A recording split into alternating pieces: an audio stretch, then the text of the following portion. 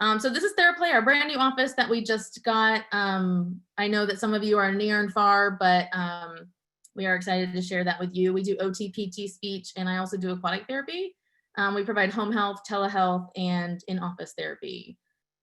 We are also trying to launch these new classes to outreach into the community and provide awareness and help, just whether you're a parent, a therapist, a teacher, just to provide some more information to help everybody understand whether it's about childhood events, sensory processing, just different types of areas within childhood needs. So we do have a new website. It's www.theraplayforkids.com. So then you can see all the classes and any of the information that we're doing and keep up with all that. We're also on Facebook, so please follow us and then you will get all the information for any of these classes as well. So, and the idea of this class specifically is I'm giving a general overview of sensory processing and integration, and it's about the why. Why is this an issue for a lot of kids and even adults? And rather than just giving you a bunch of ideas, which I'm sure a lot of people have received ideas on different sensory techniques to use at home, but I feel like what a lot of parents, teachers, and even therapists are missing are the why. Why are we doing this? What is the meaning behind it, and how is it going to help? And I think that when we all understand that a little bit better, it makes providing those techniques more beneficial as well.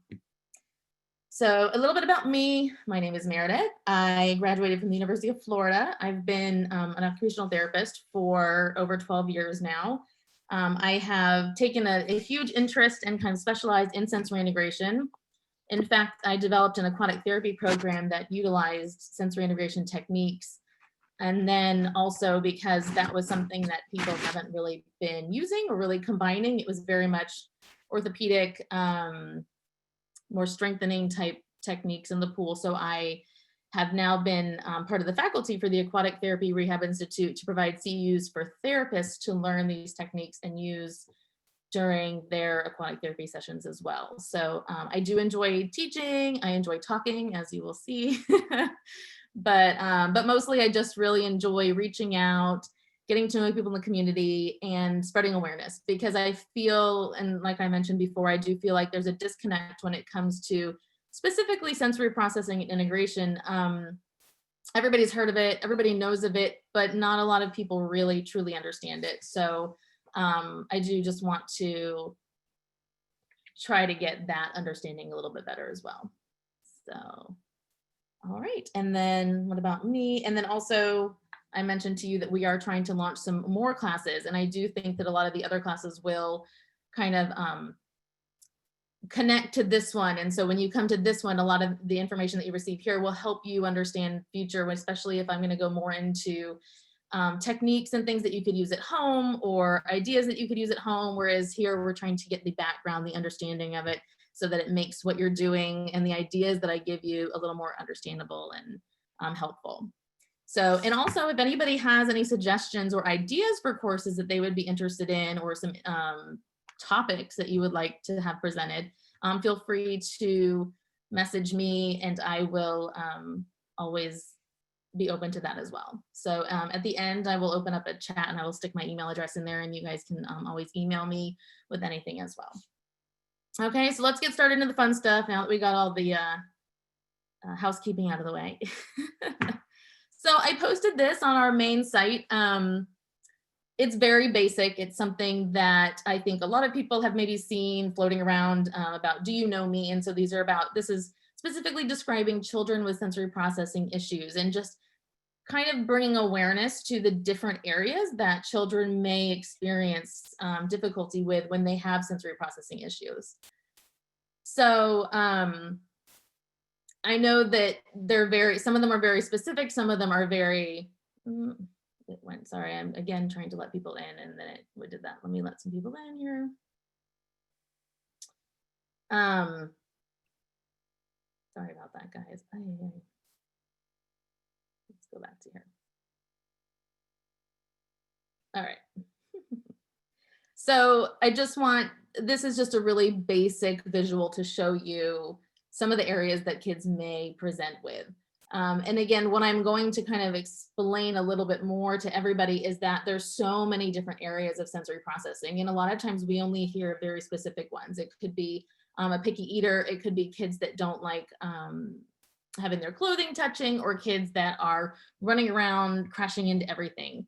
But there are so many different areas, and we're going to get more into that. Not only are there different areas of our sensory processing system, but then there's also basically 4 different ways that we can experience sensory information. So kids can experience sensory information different ways.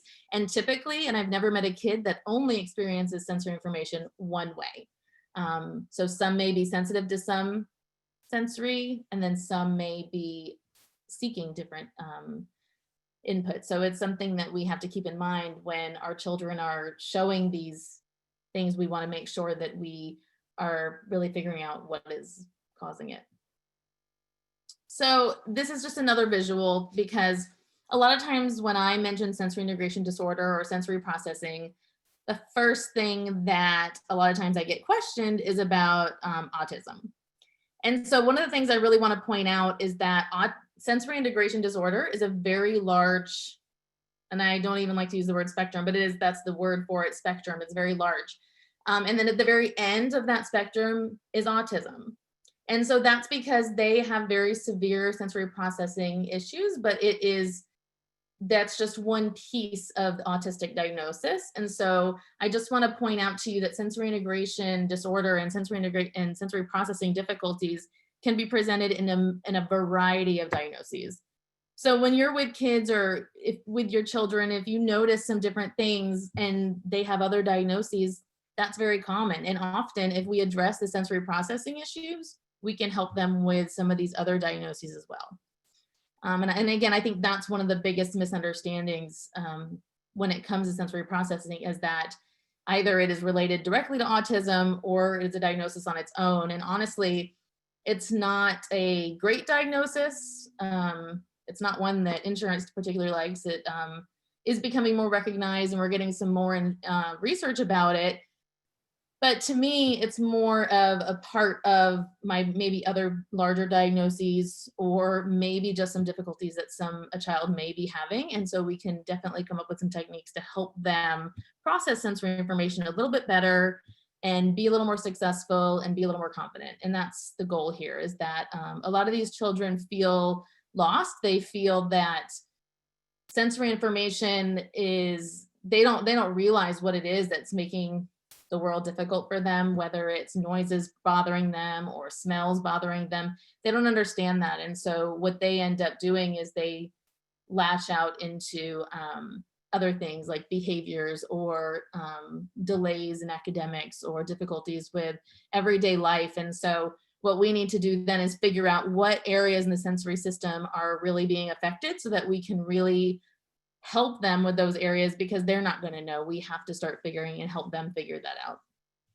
So, but yeah, I just really want to open it up there and explain that there's so many different areas that sensory processing can affect. And so it's not just one thing.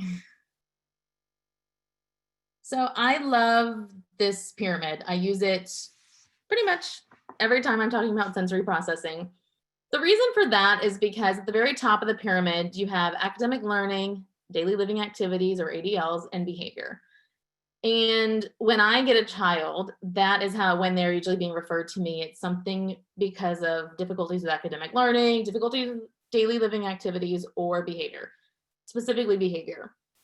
And what I want to point out is that the very bottom of our pyramid is the sensory system. And so when you have one piece missing in your pyramid, it makes the following pieces that are built on top of that really difficult to master. And so then at the very top, you're going to have frustration, because those areas are being difficult to attain. And so we want to make sure that children can work their way up through the pyramid. So a lot of children with sensory processing issues are born with an intact central nervous system. Only children that were born with diagnoses at birth, like cerebral palsy or spina bifida, or some of these diagnoses that you would get at birth, would they have an issue with the central nervous system. So our foundation is having some sort of reason as to why you're going to see difficulties in the top of the pyramid. But other kids, they don't have any diagnoses. They don't have any problems that they're born with that we can really, say, oh, this is why we're having some of these difficulties. And so we have to kind of investigate and figure out what it is. And a lot of times it's down at the very bottom. And also what happens is this also mirrors development. So when you think about babies and their development, the first things that they start to develop is their sensory system. And sometimes kids are limited in some of their sensory experiences, or they were a little bit delayed in maybe gross motor skills or fine motor skills. And so they missed out on some of the sensory systems. For example, a child that walks late or doesn't crawl or crawls ineffectively, they may miss out on some of those proprioception areas or the vestibular areas. And so what happens is then we start to get some trickling into the higher areas of the pyramid where we see difficulties.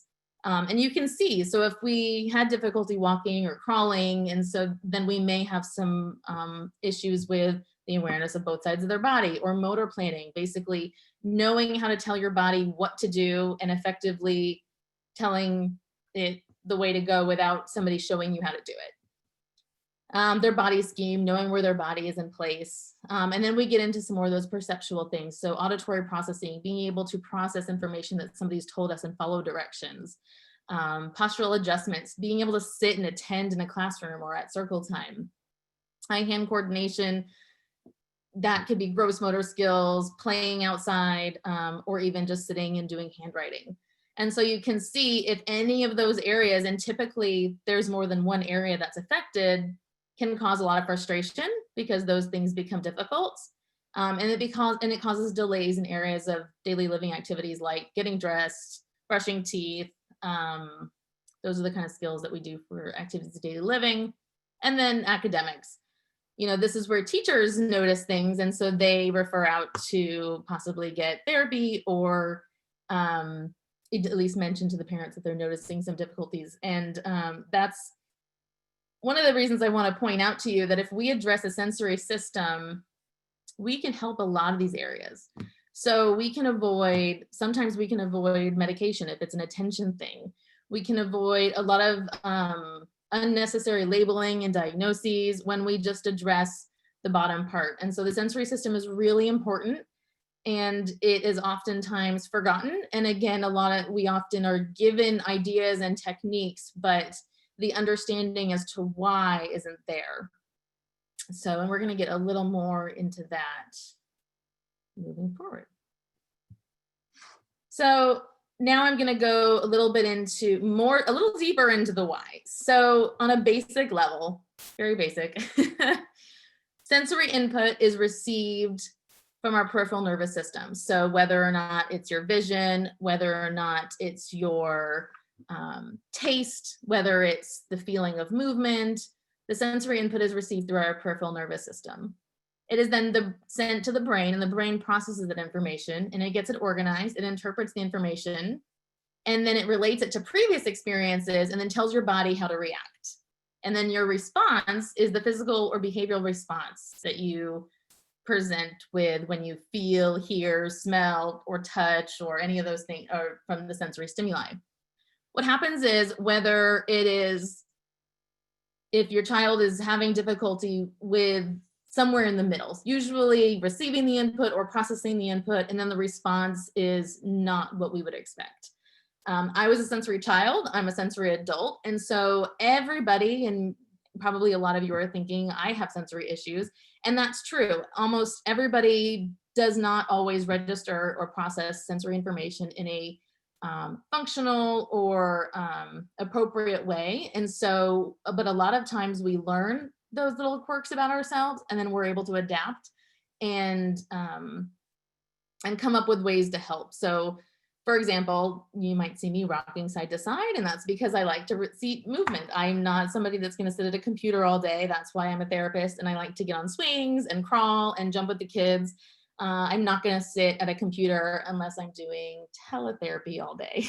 So So yeah, as long as we're aware of that and we know what we need and how to adapt our needs, then that's fine because we're still functional with our everyday life. What happens are children, adults, whoever aren't functional. It becomes a detriment to their everyday life because these difficulty processing sensory information causes meltdowns, it causes frustration, it causes delays in a lot of skills. And so that's when intervention needs to be addressed. And so, again, another point I just want to put out there is that a lot of times sensory processing is brushed off because it's something that we will, as a lot of physicians will even say, like, this is something you'll outgrow. It's something that, everybody has difficulty sitting still. And that's true to an extent. But again, how much is it interfering with your daily life? And is it causing frustration? Is it causing difficulty with confidence? And that's where we need to address it then, because we don't need children frustrated, and there's a lot going on in the world, especially right now. And so if there are ways that we can help and make the children not feel so frustrated and more understood, I think that this is a very easy way to do it. So the other little picture there is, again, a very basic representation of the different types of sensory input that you may receive. We have hearing, you have smell, and that's something I could have gone back over in the pyramid, but you have hearing, you have smell, and you have taste, which is olfactory, you have movement. More people are trying to get in here. Let's just move on. So we have all these different areas. We have proprioception, we have vestibular. So proprioception is your body awareness, knowing where your body is in space. Vestibular is movement. So that is, a lot of times people refer this to, for example, riding in a car or going on roller coasters. If you are uncomfortable with movement, then you're more sensitive. If you are seeking movement, then you are needing a lot more movement to register the information.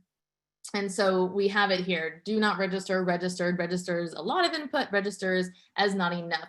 And so that's what I'm trying to also show you, is that all these different sensory areas are broken down into different ways that it is registered by a child or an adult. And so what we have to do is know how the child is registering the information and what we need to do to help them.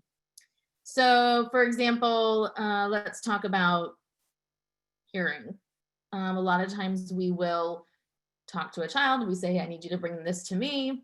And often kids will get in trouble for not answering or following the directions or following through with what we've asked. And so if a child has difficulty with auditory processing, which would be a difficulty with sensory processing more generally, it's kind of unfair for them to get in trouble for not listening to something. So it could be that they didn't register the information, and so then there's no response. They just don't do anything, and that's considered under-responsive. They could have registered it, and then they did the appropriate response. They said, oh, yes, I'm going to go do that for you. I'm going to get my shoes and bring them over. That's appropriate sensory processing.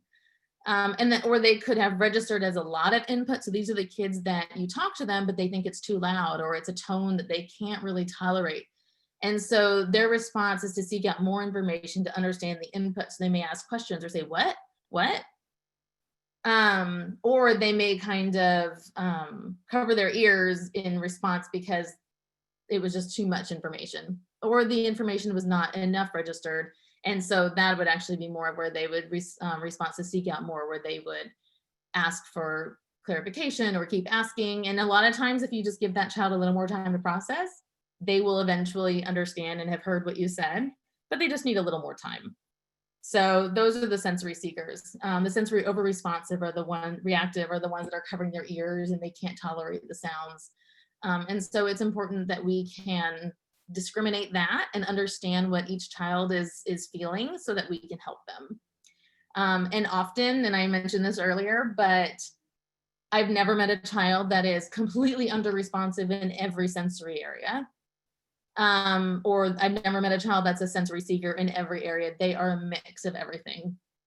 In fact, I often see sensory seekers for movement and avoidance for eating and taste. Or a lot of kids with movement difficulties who are unsafe and seeking a lot of dangerous movement tasks are also sensitive to auditory stimuli and don't register that, which means they don't follow directions, and then safety impulsivity becomes a concern. So when we break this all down, it becomes a little more complicated than let's just give a child a trampoline and let them all jump. And I'm going to get a little more into that treatment as well, and so that you guys can understand in that part of it.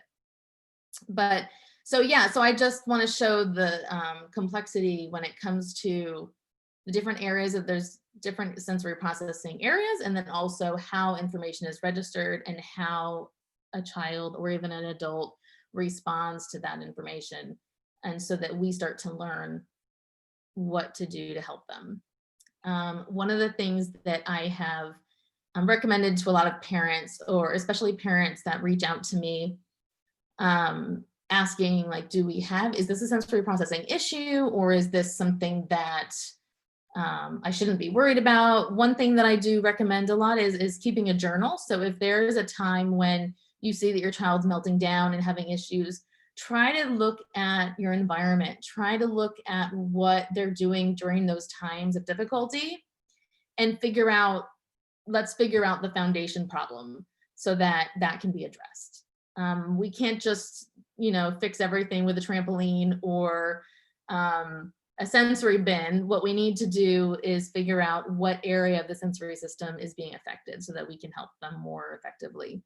So yeah, so keep a journal, even if it's just for a week or two, and start to really figure out, oh, well, he's melting down every single time the other kids come over to visit, when there's a lot of kids in the area, or the TV's on and there's video games playing in the background.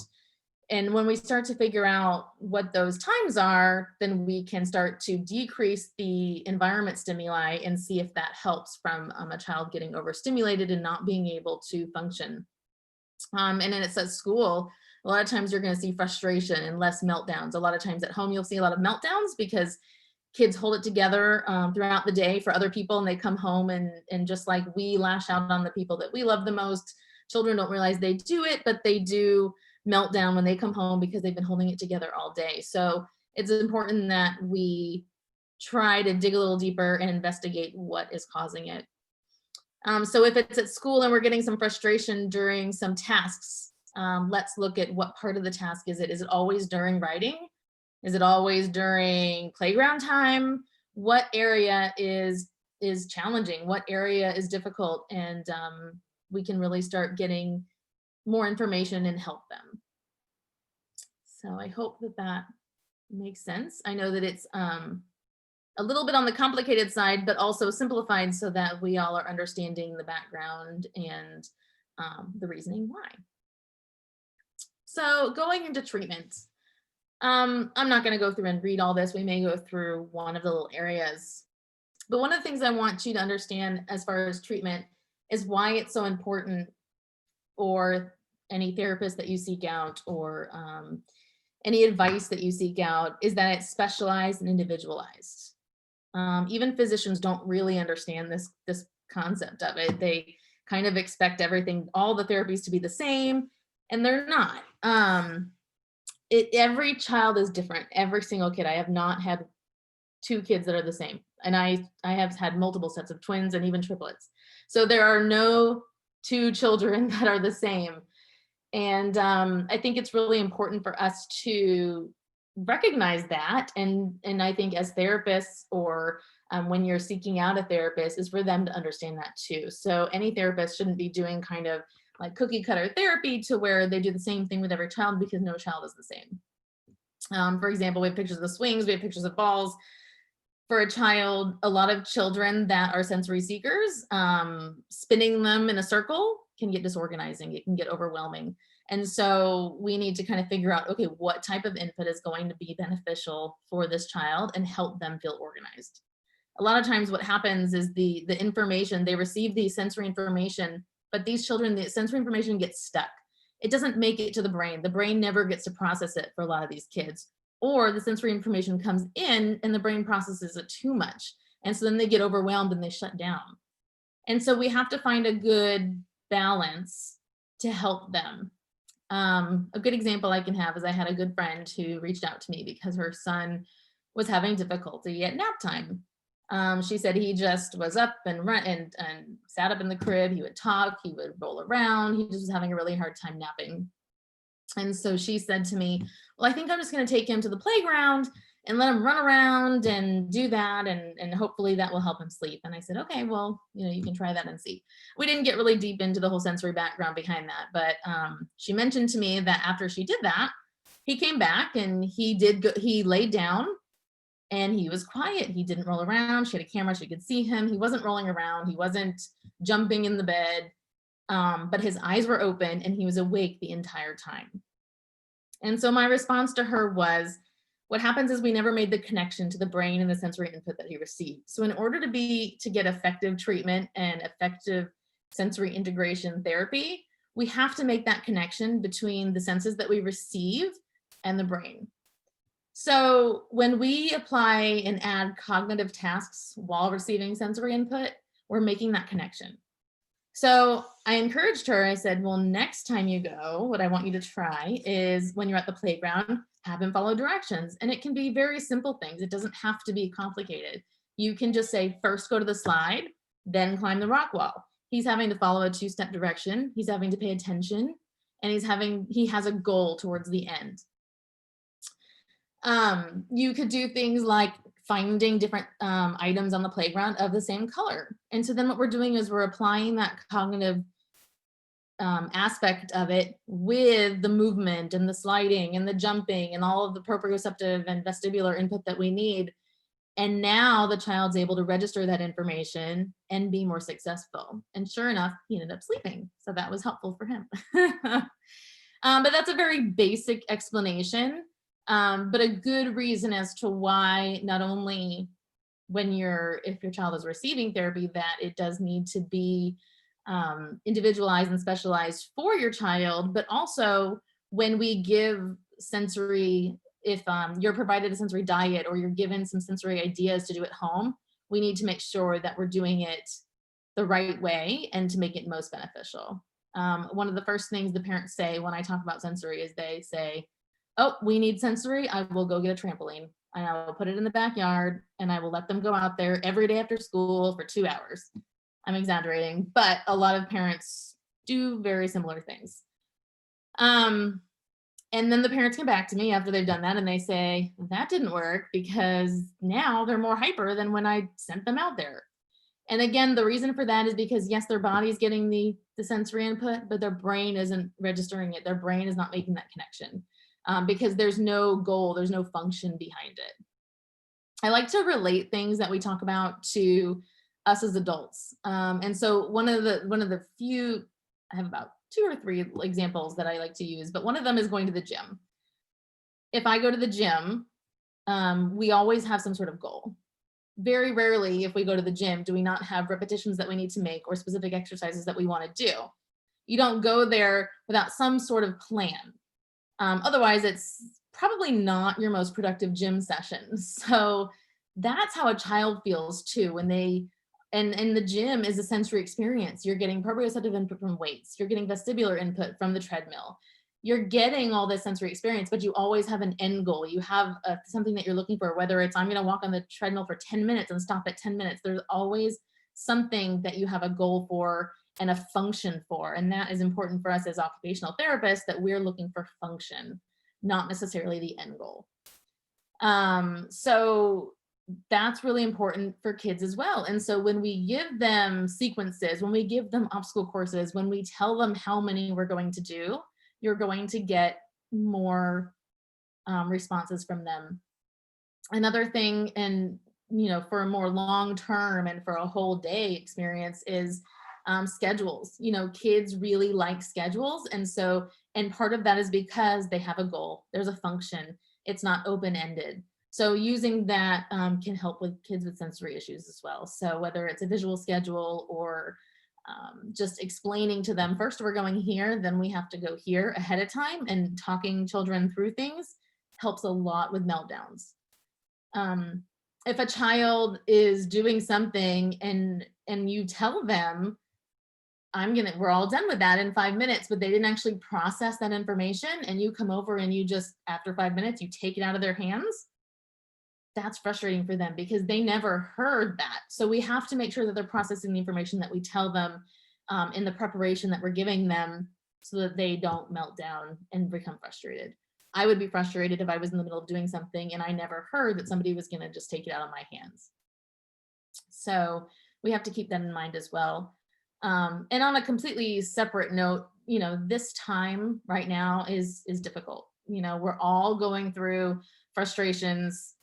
Nobody wanted to, be on a lockdown. Nobody wanted to have to wear masks, but unfortunately it's part of what we have to deal with right now. And the sensory kids are really struggling with it. So we really have to help them through that. We can work on their sensory system to tolerate some of these things, provide schedules, provide routine, really help them work through that as well. And so anything that I just want to point out that anything that we feel, they're feeling it 10 times more. They're not getting the movement that they need in school right now. A lot of the schools are, they're sitting more, they're more separated, so they're not getting the movement that they need. So I think we need to kind of be aware of that and make sure we're giving sensory experiences for everybody. So we can go through some of these areas. Let's see, we already talked a little bit about auditory. One of the things we can do is vestibular, and that one's one that I feel like a lot of people can relate to. So kids that are over-responsive to vestibular input refuse the swing. They feel it too much. They're anxious when climbing. They don't like to go in the car. This information really bothers them. For kids that are under-responsive, they don't get dizzy when they're spinning, and they wake up with intense movement. So these are kids that are seeking a lot of the input. They are always asking to get more and more, but they're never really registering it. And those are the kids we really have to apply those cognitive aspects with as well. And then you have seekers as well who enjoy climbing, jumping, constantly spinning. These are the kids that we have to be concerned with safety and impulsivity. And then some kids did have difficulty adjusting their posture when they're on the swing because they have poor body awareness. They don't have awareness of the world around them. These are the adults that are walking down the plane aisle and bumping into you with their backpack, just kind of unaware of other people and their body. So difficulty with coordination, might have some delays with gross motor skills. So there's a lot of different areas that can be affected in each individual sensory aspect. So it is a little more complicated than I think some of the basic things that we hear. And so that's one of the things I really wanted to open up to you all so that you could hear and understand that.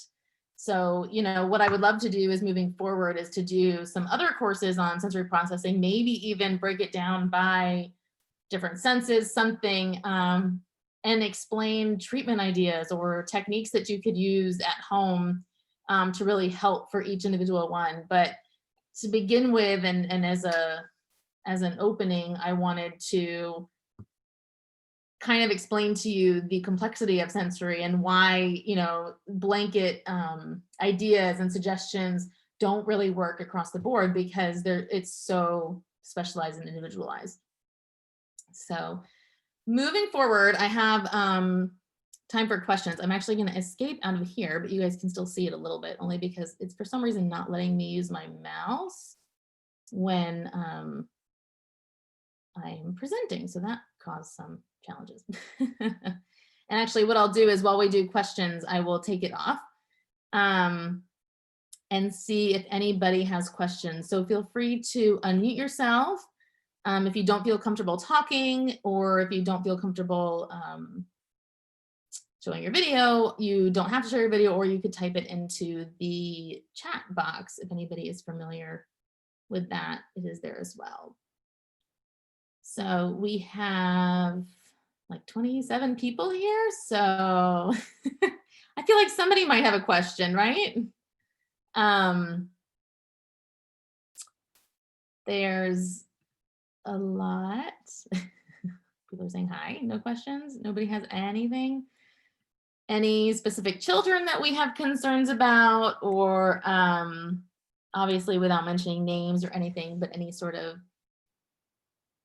specific, whether or not you liked it, you didn't like it. I'm going to get into that in a little bit.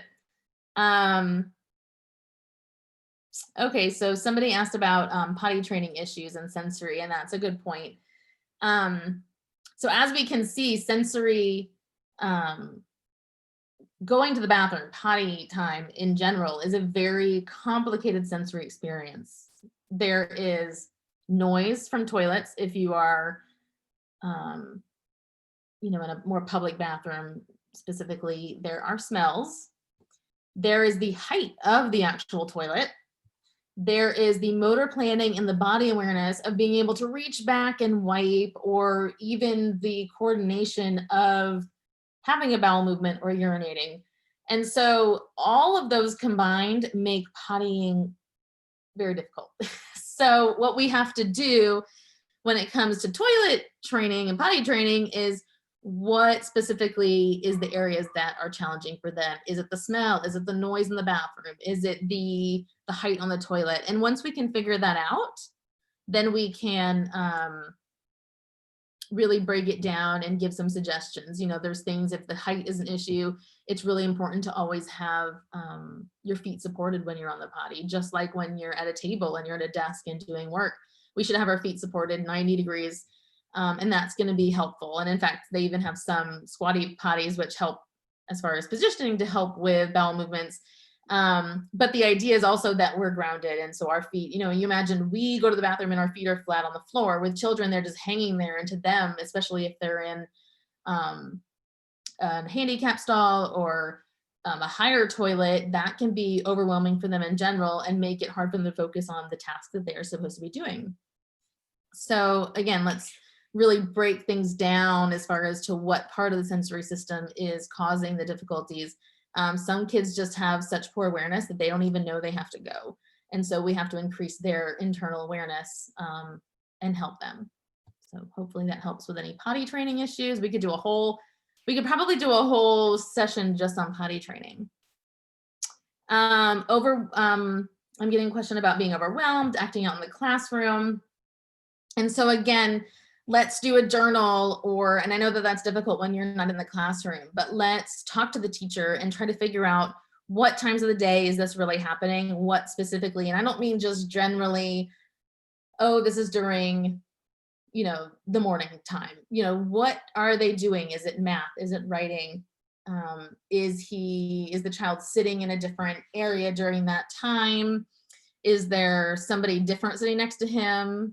One example I have, how small something of a sensory thing that could really bother a child. I was seeing this one kid, and we always had lunch in a certain room. And so then when I finished lunch, everybody left and I went to get my child, and we actually were coming back to that room we were eating in, and I brought him in there to do some therapy. And he gets in there and he just kind of has a meltdown. He doesn't want to participate. He doesn't want to do anything. And I am trying to figure it out. He doesn't tell me what's wrong. And then finally, because he was older, he was about 14, he explained to me and expressed to me that he couldn't tolerate the smell in the room. And I never would have thought about that. I was used to the smell. I had been in there. But it's just a good example as to why and how we need to really investigate and figure out what it is that's causing some of the meltdowns, because it could be something very simple that we could easily help. Or it could be something a little more complicated that we need to address a little bit further. But if it's just a smell, we can easily help with smells. We can move, we can, get air freshener or whatever. But when it comes to sensory processing, it could be something very small, and we have to do that. So if we can do some journaling, that can help as well. So let's see, we have some other questions here. So homeschooling, needing more breaks, and needing What can we do to help with the focus? So yeah, focus and attention is a hard one and often very misdiagnosed as ADD or ADHD. And a lot of times what we just need is those kids just need a little more movement, or we need some functional movement. When I ask for breaks, so if I provide letters or things for my clients for school, I try not to just put in there, oh, we need movement breaks. We need to get a little more specific. So whether my kids need vestibular movement, typically 90% of the time they need proprioceptive movement. So deep pressure, heavy work, that is the most beneficial sensory input I've found for movement breaks, and often when they're functional. So I ask teachers and parents to request that they get jobs, functional jobs that they can get, but using sensory input, whether it is at school, they could be carrying books from one desk to another. They could help take chairs. They could help stack chairs. I understand that that's a little more limited right now with COVID, but take that idea. It's a functional break, heavy work. That's really helpful when we give that function. And also heavy work is just the most grounding and organizing for most kids. Running, spinning, jumping, honestly, is most of the time, if we had to generalize, is most disorganizing. So we need to really focus in on some of those heavy work. That's kind of the idea behind weighted blankets. And that's a whole nother topic as well, is that you're getting some of that proprioceptive input. And I do love a good weighted blanket. In fact, I just started my 2-year-old with one and he is doing really great with it. So I do like them, but they need to be used for certain kids. Some kids they're good for, some kids they're not. Some kids are too hot for. And so, you know, feeling hot is another sensory, is a whole nother sensory experience. So adding more heat does not always help. So we really need to make sure it's the right kid. It's also really important that you have a therapist that helps you determine how much weight, because it is really important, and it's a ratio of how much a child weighs as to how much weight they can tolerate. So that's something to keep in mind as well. And again, we were talking about breaks, and then also somebody else was asking meltdowns with a lot of anger. So yeah, and asking about how to get them to calm down. So what I find is a lot of times when we get to that overstimulation, meltdown time, that what we're seeing, we're kind of past it, you know? So what we have to do is kind of accept the fact that, okay, this is a meltdown. Yes, there are some techniques that we could use for calming within a meltdown, like having a small quiet space, giving some heavy work or deep pressure, whether it's hugs, beanbag chairs, low lighting. Smells are very calming. Different types of smells are calming more than others. Soft music or no music, and blowing is very calming. So whether you do bubbles or you do some breathing exercises or yoga, those experiences can really help with calming in the midst of a meltdown and getting out of it. But then we have to understand that that type of sensory input did not really fix what caused the meltdown. So what we need to do is start looking back as to what's causing it. Again, is it always during a certain task? Is that task too hard? If that task is too hard, then we need to figure out how to grade it down a bit, or give some other alternatives, or give some help. And so if we can figure out if it's a task, or is it a sound, is it a noise, a smell, is it because they want to get out of eating, which again, eating is a whole nother topic we could get into, but that's a huge sensory experience as well. So you will see a lot of behaviors before or after eating if that is something that's a challenge. So try to journal, get some information, and use some calming techniques when you're in the midst of it. Let's see, I have another question about playing with sink water and drain water when washing their hands. Yes. And playing in the water in the tub and having difficulty getting out. So my background being an aquatic therapist as well, I have to tell you that water is an amazing sensory experience, and it's very calming. However, it can also be very distracting and difficulty to transition. So I experienced this specifically with my son as well. And some of it is common with children. It's exciting to play and touch and feel the water and do things. I mean, we look back and when we were kids, and there's nothing more fun than running around the sprinkler or going swimming. But there's also times when we need to stop. And so that's where giving expectations, giving a countdown. I like to use visual timers. I don't use timers that have alarms at the end, because alarms can become overstimulating to a lot of children. I like to use, there's apps that are even free that show a picture, and after the picture is completely filled, then we're done with the time. And then it has kind of like a little, not an alarm, but a picture that helps them be aware that the time is up. And that can help as well, a countdown. But again, this is something where sometimes they're really involved in this sensory experience and we're just taking it away from them. And I understand that, this washing hands was not meant to be a sensory experience. And especially these days when we're doing it 10, 20 times a day, we can't do that. So you could do things like singing a song. When the song's over, we're all done. If a visual clock is too challenging, and anything like that to try to help them. And so then sometimes we just need to distract into something else or redirect into something else as well.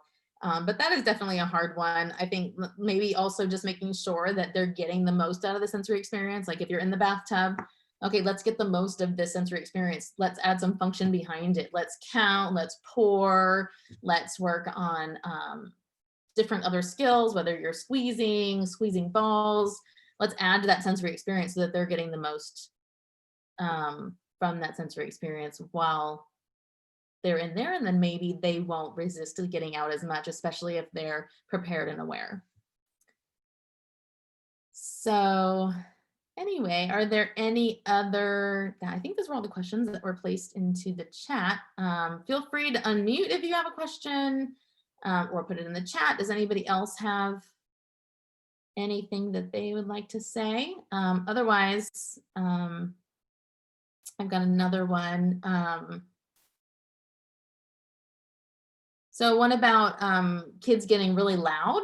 So going from silent to talking to screaming very quickly, especially when happy or excited. So that's an interesting one because that sounds like more of a difficulty with modulation. So a lot of times we have sensory experience, we have the ability to process sensory information, but then we also need to modulate that. So that's part of our response. And so sometimes we have difficulty. It's the same thing as throwing a ball. So I'm going to use the throwing a ball as an example to kind of relate to the yelling. But when you throw a ball, you have kids that throw it really, really hard, and they, for the life of them, cannot do it any slower. But then you also have kids that are so soft that they barely get the ball, a few inches away from them. So, and it's hard for them when you say, throw a little bit harder, and they just can't do it. And so that's what we call modulation. And that's something that we help them work on. So what you could do as far as the talking loudness, first of all, it's always a good thing to rule out. And I'm not a speech therapist, so speech therapists always say, also to probably rule out any sort of hearing difficulties when it comes to hearing and understanding the pitches and sounds and things like that. So that's always a good thing to rule out first. But once that's all ruled out, and it does sound less of that and more of like a sensory thing because you're expressing that it's more when he's happy or excited, is just helping him introspectively hear and understand the different volumes that he's at. And so you can use visuals, you can use videos to show him all the different volumes and having him try to replicate different volumes, whether not necessarily with talking or yelling, but it could even be with a horn or a whistle and say, oh, this is soft, this is loud, and starting to learn how to modulate sounds that he makes so that you can use that to help him when he gets too loud and say, no, remember, we want to be more like a softer whistle, and try to express that to him. So hopefully that helps. And then another thing, going to sleep, that's a challenging across the board. I actually, and I keep talking about my 2-year-old, but my 6-year-old is actually the sensory seeker, but going to sleep is a challenge. And honestly, some of that is age. So, but also a lot of it can have to do with just routine and calming down and doing the calming effects that we need at night. One thing that I hear a lot of people try to do before bed is a lot of exercise, and I'm going to have them run around and run off some energy so that they go to sleep. And to an extent that works, but I'm not sure that that works for the most effective sleep, long-term sleep. So again, let's add in some cognitive pieces to it. When we add in cognition, we add in purpose and function and a goal with that movement. I think that's going to be more helpful for calming down and getting ready for bed. I also would encourage that this movement be more like before dinner time and not right after dinner time where we're kind of getting ramped up, where we're trying to more calm down. We want to start calming down after dinner time. So doing some of that really functional movement before dinner, having dinner, and sticking to a really good schedule. And another thing I could go on for a whole nother hour is screen time. I am not a fan of a lot of screen time. And so that's something that we could go into, but screens in general are very overstimulating. One of the examples, one thing I read is that 25 years ago, when we watched TV, the TV shows that we watched, they changed, the scenes changed every, I want to say like every 5 seconds or every 5 to 8 seconds. The shows that we watch now or that kids watch now, they're changing every 1 to 2 seconds each screen. So imagine your brain having to process this change every 1 to 2 seconds and how overstimulating that can be. Not to mention the sounds and the colors and everything else that comes with the TV, and it's not just in iPads, and it's so readily available to us. We have kids in bed using screens. So one of the things I would highly recommend is after dinner time, eliminating screens. I got 2 kids. I totally understand. Sometimes we just need a break and they watch TV. But you might find that sleep will be more easier if screens are eliminated as well. And I'm not saying that you do, but it is something to just keep in mind. So, all right. Hi, and thank you so much for joining me for this intro to sensory processing. This was a basic discussion on how and why the sensory system works. I'm very excited to be offering a future class on tips and techniques to use at home. So that way we can combine the two. So you've learned a little bit about how, and now we can come up with some ideas to help make your child's sensory system a little more functional and a little bit easier to tolerate at home with a few techniques. I'm also going to be offering many other topics, such as tips to help during online learning and also ways to incorporate play-based learning. So please check out our website at www.theraplayforkids.com to sign up. And we're always open for suggestions about any future topics if you have any, so please feel free to let us know about that as well.